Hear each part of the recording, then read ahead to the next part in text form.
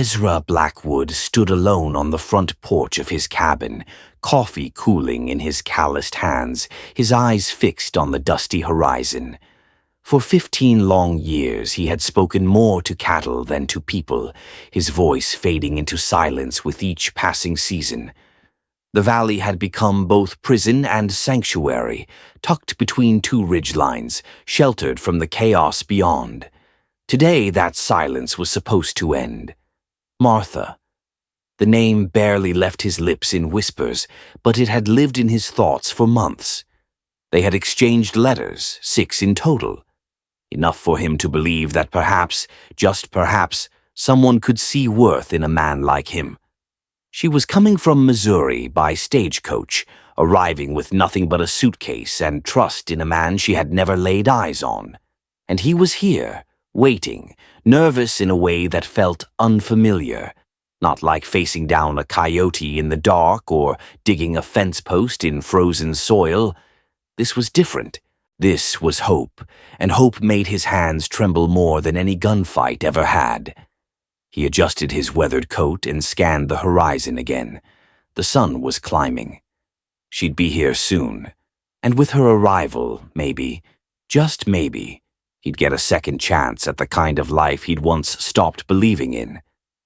Ezra's gaze locked on movement near the northern ridge, just a shimmer at first, like heat rising from stone. He leaned forward, squinting against the sunlight, expecting the familiar plume of dust from stagecoach wheels grinding down the valley pass. But what he saw wasn't dust. It was a dark ripple moving across the ridgeline. Bodies. Mounted silhouettes, dozens at first, then hundreds, materializing from the trees like spirits breaking through the veil. They rode slow, controlled, disciplined. Not scattered like hunters, not rushed like raiders. This was organized. Ezra's breath caught in his throat. These were war parties. They spread like ink, flowing over the ridges in coordinated waves. Their horses moved in silence, forming a tightening circle around the valley floor. From a distance, their war paint and feathers fluttered in the breeze, but their movements were all precision, like a net being drawn in. Ezra stepped back instinctively, a surge of old instincts roaring awake in his blood. He'd seen formations like this before, during his years on the frontier. This wasn't a bluff or posturing. This was preparation. This was methodical. This was war. Ezra didn't need a spyglass to understand what was happening. Every movement on those ridgelines spoke a language he knew too well. He'd ridden through ambush country, survived border skirmishes, and seen how disciplined men closed in on a target. These warriors weren't scattered braves looking for glory. They were executing a tactic, encirclement, coordinated, patient, absolute. This wasn't revenge for a stolen horse or a wounded scout. This was a message sent with silence and steel. You are surrounded.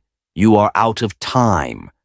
Ezra stepped off the porch, boots sinking into the dry earth, scanning the valley he once called safe.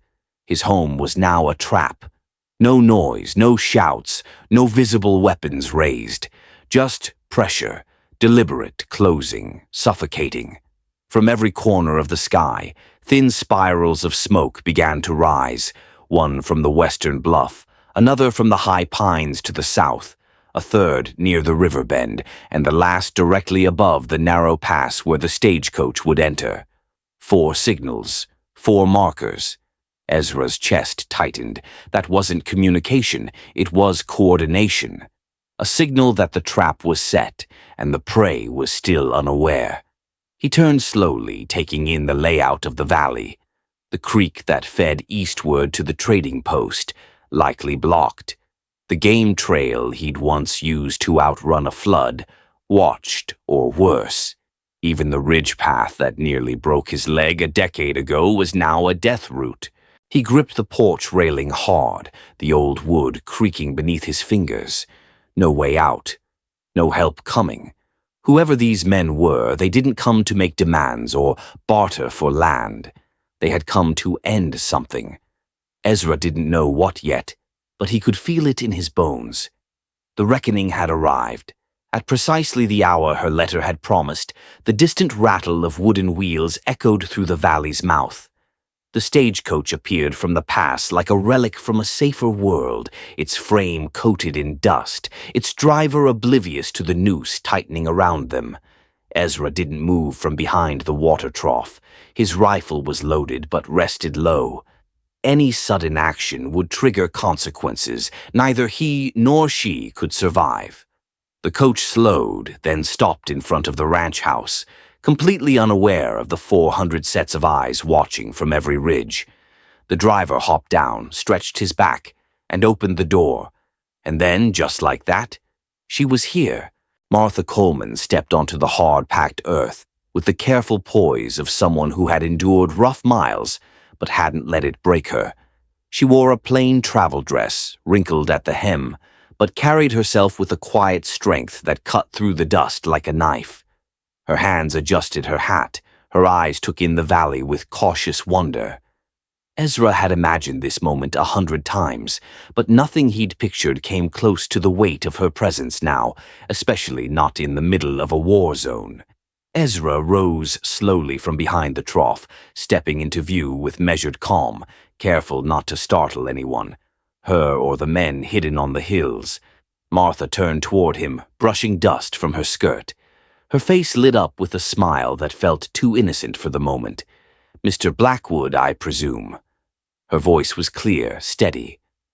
Ezra tipped his hat, managing a faint smile. "Welcome to the valley, Miss Coleman. I hope the ride wasn't too hard on you," she chuckled lightly. "Nothing I couldn't handle. Though I'd be lying if I said I wasn't looking forward to sleeping in something that doesn't bounce with every rut in the road." Her eyes drifted past him, toward the ridgelines. Her smile faded, not into fear, but into awareness. Her gaze sharpened. Ezra saw it. She was reading the land. She wasn't the fragile dreamer he had feared. She was noticing what he'd hoped she wouldn't. Her voice dropped, quiet and firm. "We're not alone out here, are we?" Ezra didn't answer immediately. He didn't need to. The valley had already begun answering for him. Martha's eyes stayed fixed on the hills as she spoke again, firmer this time. "We're being watched, from up there, and over there." She tilted her chin slightly, not pointing, but Ezra followed her gaze, straight to two positions he'd already marked earlier that morning. She wasn't guessing. She was confirming. Ezra felt a strange, reluctant respect settle into his chest. Most newcomers would have smiled, unpacked, looked for supper. Not her. She'd seen enough of the world, or enough of its darker corners, to recognize what most people missed. This woman hadn't just read about danger, she'd lived through it. "You've seen this kind of thing before?" he asked quietly. Her jaw tensed. "Not exactly this, but close enough." Her tone was clipped, not eager to elaborate, but not shaken either. There was no fear in her posture, just tension, like a string pulled tight and waiting to snap. Ezra's mind raced. He had thought her the weak link, the one he'd need to protect. But in that moment, he realized she might be the only reason he'd survive what was coming. The valley answered before Ezra could. A sharp snap tore through the air, the unmistakable hiss of something cutting fast and clean.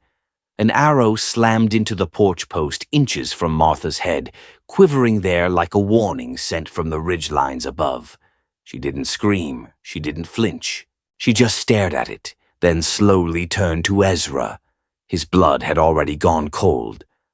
"Inside," he growled, grabbing her arm, not roughly, but with urgency, born from knowing exactly what came next if they moved too slow. He pulled her through the front door and slammed it shut behind them, bolting it with one motion. The house suddenly felt too small, the silence too loud. Ezra leaned against the door, breathing hard, heart pounding in his ears. That arrow hadn't been meant to kill. It was a message. "We see you. We could have ended this already. We're choosing not to, yet." Martha looked at him, calm but pale. "That wasn't random," she said. Ezra didn't argue. "No, that was restraint. And restraint in times like this was always a prelude to something worse. The door hadn't even stopped vibrating when Martha started moving. She scanned the room, noting every window, every line of sight, every object that could be used to bar a door or break it. She wasn't panicking. She was calculating. Ezra watched her, surprised again. Most folks would be curled up in a corner by now, sobbing or begging for answers. Not Martha. She was bracing a chair under the front window before he even spoke. "You've done this before," he said.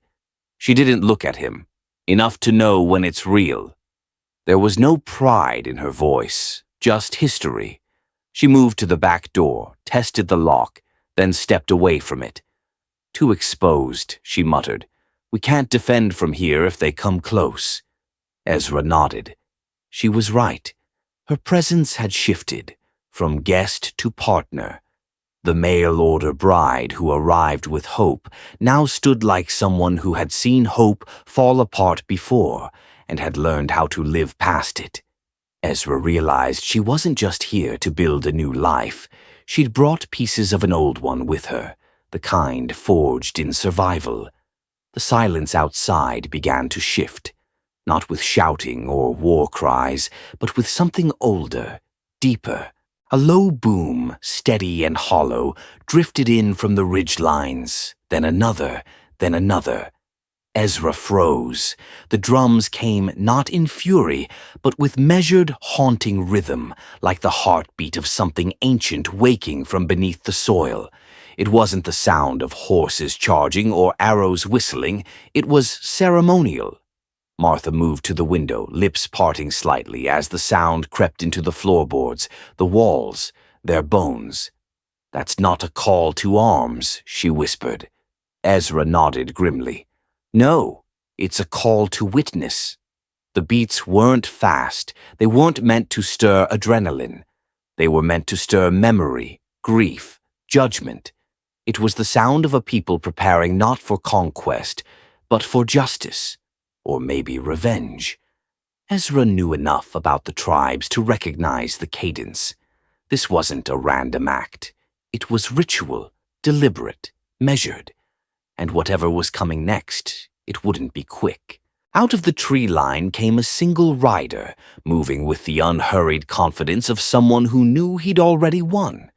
His horse was painted in sacred patterns, white handprints across its flanks, red lines drawn beneath its eyes. The man atop it wore no armor, carried no raised weapon, and yet his presence struck harder than any blade. His face was painted in black and ochre, lines sharp and symmetrical, his expression unreadable. Feathers hung from his braid, long and still, as if even the wind didn't dare touch him. Around his waist hung charms, bones, beads, and what looked like fragments of metal hammered flat. Ezra stepped to the window, breath catching. "That's not just a scout," he muttered. Martha moved beside him. "Who is he?" "Grey Wolf," Ezra said, voice low. "War Chief of the United Tribes." The name alone carried weight like stone. Grey Wolf didn't speak for a single band. He spoke for many. His arrival meant this wasn't about one rancher or one mine. This was tribal judgment made flesh. And now judgment was approaching Ezra's front door. Grey Wolf stopped his horse exactly 50 paces from the front of the cabin. He dismounted with the grace of someone used to being watched, every motion deliberate. Then he raised his voice, not shouting but strong enough to carry through the still, drum-soaked air. "Ezra Blackwood," he called. "I am Grey Wolf, War Chief of the United Tribes. You will come out. You will bring the woman. We will speak." Ezra glanced at Martha, who stood motionless by the table, eyes locked on the door. "Don't," she whispered. "It's a trap." But Ezra already knew he had no choice. "If I don't go out," he said quietly, "they'll come in. And if they come in, neither of us walks away." He opened the door slowly and stepped onto the porch, hands visible, rifle slung but within reach. Grey Wolf's dark eyes tracked his every move, unreadable. After a long pause, the war chief spoke again. "You are the one who has taken silver from the sacred mountain." It wasn't a question. Ezra stiffened. Somehow they knew. Knew about the quiet mining, the vein he'd found 2 years ago, the one he'd kept hidden from everyone. "I took only what I needed to survive," Ezra replied. Grey Wolf's voice remained steady. "You took what was not yours. The mountain is sacred. The water is poisoned. Our children are dying. And now, you bring a woman to witness the price of theft." He raised his hand. The drums stopped instantly. In the silence that followed, his next words fell like a hammer. "Return what was stolen, or the woman will pay the debt in blood." Ezra's voice was low but steady, like a man trying to speak across a chasm he couldn't yet see the bottom of. "I didn't take it for profit," he said. "Just enough to keep the ranch alive. A little silver here and there to trade for salt, tools, seed. I never meant harm. I didn't even know it was sacred." Oh, Grey Wolf listened in silence, his face carved from stone. Then he stepped closer, and his voice came like distant thunder rolling through dry canyons. "Meaning doesn't change consequence. The stream you poisoned doesn't care about your reasons. The deer that no longer come to drink do not care about your needs." He paused, the weight of his next words building behind his breath. 17 children, he said, and Ezra's spine locked. 17 small graves dug with trembling hands, and one of them, his voice cracked for the first time, was my daughter. The wind in the valley seemed to hold still. Ezra opened his mouth to speak, but no words came, because there was no answer to that. Only the sound of blood pounding in his ears and the unbearable silence between them. Behind Ezra, the cabin door creaked open. He turned sharply, alarm rising in his chest, but Martha had already stepped onto the porch. She walked with quiet defiance. No fear in her gait, no hesitation in her eyes. Dust clung to the hem of her dress. Her hair had loosened from the day's journey, but her spine was straight, her presence unshaken. Grey Wolf's gaze shifted to her and held. For a brief moment, no one moved. The warriors in the distance watched from the ridge, silent as stones. The war chief's eyes searched her face, not as a threat, not even as a prisoner, but as something unexpected. A woman who had not come to plead or weep or hide behind a man. Ezra stepped toward her, hand instinctively raised. "You don't need to be out here," he murmured. "This isn't—" She cut him off gently. "Yes, it is." Her voice was calm, resolute. She looked back at Grey Wolf without blinking. The prairie wind stirred between them, but no one spoke. Martha Coleman had just stepped into the fire, and she didn't flinch. Martha took one step off the porch and into the dirt, facing Grey Wolf with the kind of quiet boldness that made even the breeze pause. Her voice, when it came, was low but unwavering. "What if I refuse?" she asked. "What if I choose to fight instead of die?" Her words didn't rise in volume, but they struck like a challenge offered across sacred ground. Ezra tensed beside her, ready to intervene, but she didn't back down. She didn't posture, she didn't ask for permission. She simply placed herself between death and injustice and waited for the answer. For a long moment, Grey Wolf said nothing. He looked at her, not just the shape of her, but the force within her. And though the lines on his face didn't move, something subtle shifted behind his eyes. Recognition, perhaps, or memory, or warning. She had just spoken the unspeakable, and made it sound like truth. Grey Wolf stepped forward, just enough to let his shadow stretch across the dust between them. His voice was calm, so calm it chilled the air. "Then you will die," he said, as if stating the weather. "And the debt will still be paid." His gaze didn't waver, not from Martha, not from Ezra. The mountain does not care if you resist. The spirits do not bargain. They only weigh what was taken and demand it be returned. Ezra felt the words settle into his chest like stone. This wasn't vengeance fueled by rage. This was balance enforced by ancient law. A law that made no room for innocence or sacrifice, only for restoration through pain. Martha didn't flinch, but Ezra could feel her breath catch beside him. There was no screaming, no threats, just the brutal certainty of what came next if they couldn't find another way. And time, Ezra realized, was already running out. The door shut behind them like a closing cell. Inside the dim cabin, Ezra paced with storm in his steps, fists clenched, jaw tight. "I'll take the deal," he said. 2 years, no pay. Let them work me into the ground if they want. If it spares you." Martha spun toward him, her voice sharp, almost furious. "You think that's justice? Rotting on their terms like some broken mule." Ezra's voice cracked. "It's penance for what I did, for the children." She stepped forward, eyes burning. "Penance isn't the same as repair. Guilt might make you kneel, but it won't fix the water, Ezra. It won't bring back a single child." He looked away, shamed and silent. The cabin felt small again, filled with words that couldn't change what had already been done. Martha wasn't done. "You want to pay for what happened? Then stop thinking like a man waiting for punishment. Start thinking like one who owes a future." Before Ezra could answer, a sound tore through the air, high, ragged, and raw. A child's scream, not the startled cry of a fall, but the kind that dragged pain through every syllable. Both of them froze. Ezra rushed to the window just as a small group of figures emerged along the tree line. One of the children, a girl no older than 6, crumpled beside the stream, her mother falling to her knees beside her, wailing in anguish. Martha was already moving, her hands clenched, her breath sharp with fury.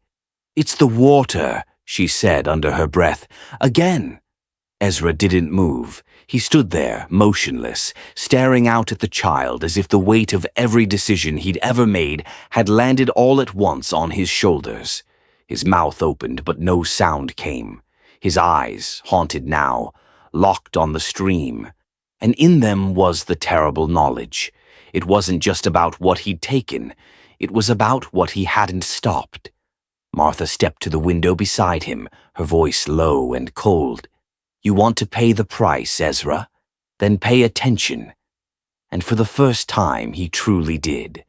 Ezra remained frozen, breath shallow, eyes locked on the scene outside. The mother was rocking the child now, her cries rising and falling with the wind, echoing off the canyon walls like a funeral song with no end. He pressed a hand against the glass, as if he could hold the world back with just his palm. His voice, when it came, was barely a whisper. "I did this." Martha didn't argue. She didn't comfort him. She turned from him and stepped closer to the window, her face hardening, not from anger but from clarity. Her gaze followed the curve of the stream, up toward the rocks where the water ran down from the hills, where the runoff from the mine still bled into the land like a slow poison. She'd seen this before. Not here, not in this valley, but in her father's mines, in the mountain towns that rose and died with every swing of a pickaxe. She knew the signs, she knew the damage, and she knew it could be undone, if someone had the will. Her voice was quiet but edged with steel. "This doesn't end with punishment. It ends with repair." Ezra turned slowly toward her, as if hearing her for the first time. Martha Coleman wasn't looking for mercy. She was looking for a way forward. The cabin was silent except for the distant rhythm of mourning. Then Martha spoke, not as a wife, not as a victim, but as someone with memory and mastery. "My father ran 3 mines across Utah," she said. "One collapsed, one burned, but one we saved." Ezra looked at her, confused. "Saved?" She nodded. "Not the silver, the land, the water, the people downstream. When it started poisoning livestock, we didn't just pray for rain. We changed everything. We shut it down, dug it up. rebuilt the stream bed stone by stone.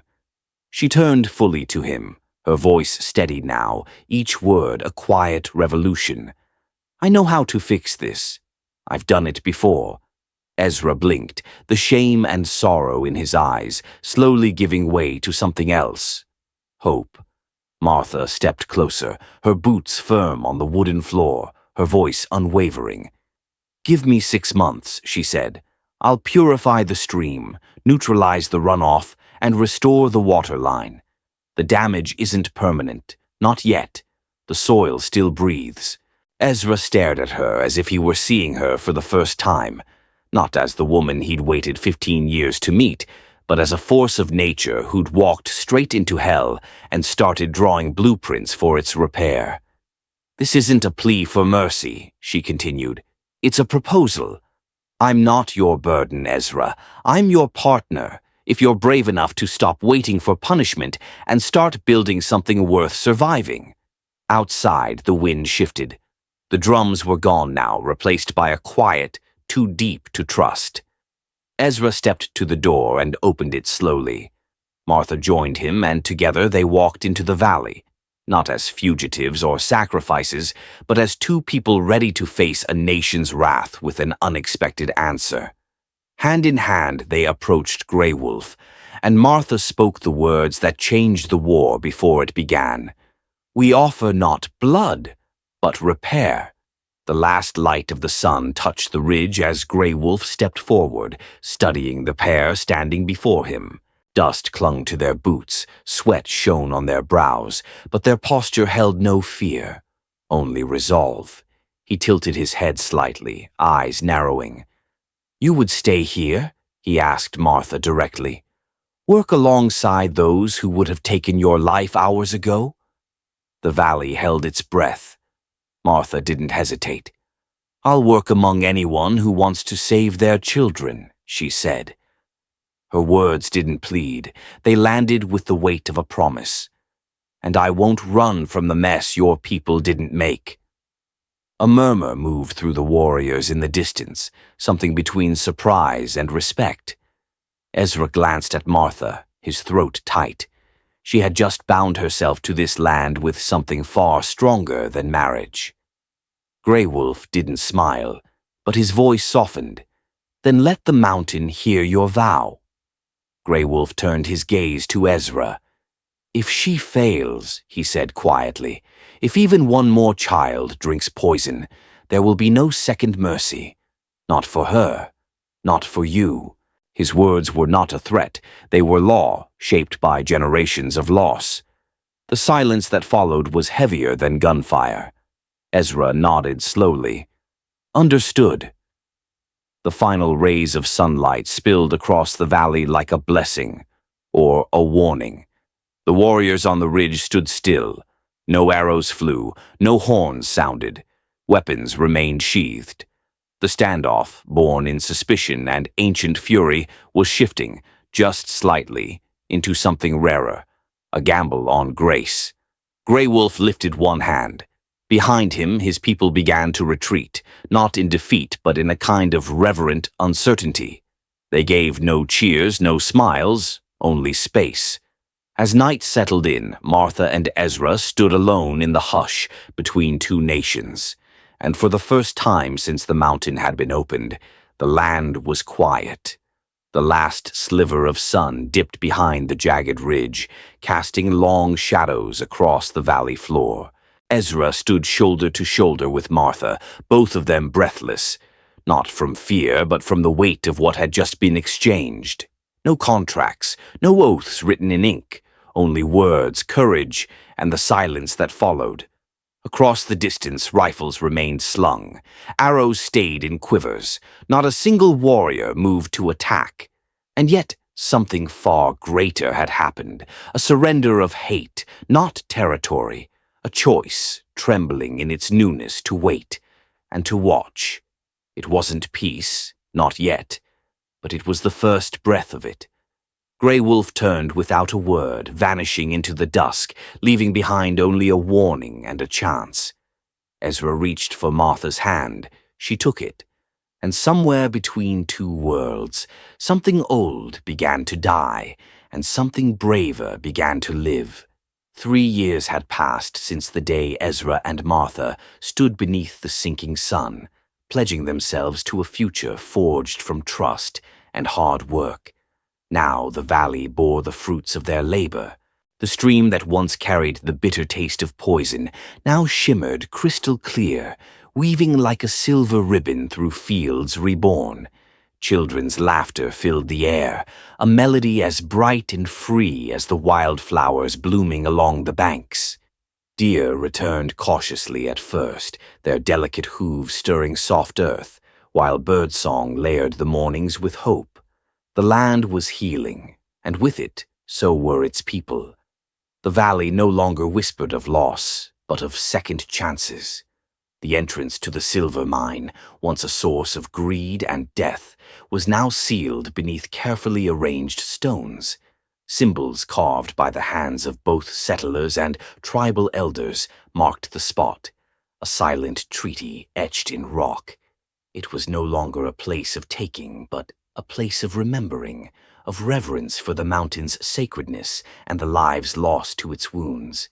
Ezra never set foot inside again. The mine belonged to the earth and the people alike now, a shared legacy forged in respect and hard-won peace. Ezra Blackwood laid down his pickaxe for good. The man who once sought wealth beneath the mountain now found purpose in teaching. He shared knowledge of the land and water with those willing to learn, settlers and tribal members alike. His ranch grew into a gathering place where old wounds began to heal and new roots took hold. He became more than a prospector. He became a guardian of the valley's future. Grey Wolf had long since passed, taken by illness, but his legacy lived on in the laughter of his grandson, a boy who was among the first generation to grow up drinking clean water from the restored stream. That boy ran barefoot through the fields near Ezra's cabin, his laughter ringing clear beneath the same ridges that once echoed with war cries. Where conflict had threatened, now friendship and hope blossomed. Martha had arrived a hopeful bride, seeking peace and a simple life. Now she was so much more, partner, leader, and builder of a new beginning. Together with Ezra, she worked the land, teaching sustainable ways to care for the earth and its people. Their love had been forged in fire and tempered by shared purpose, stronger and deeper than either had imagined. From the towering peak above, the sacred mountain looked down over the healed valley. Its rugged face, once scarred and silent, now held a different witness, one of forgiveness and fragile peace. No longer did it brood with bitterness or rage. Instead, it stood as a guardian, watching over a land where wounds had begun to close, where two peoples chose trust over war. The mountain was patient, it was ancient, and for the first time in a long while, it was at peace.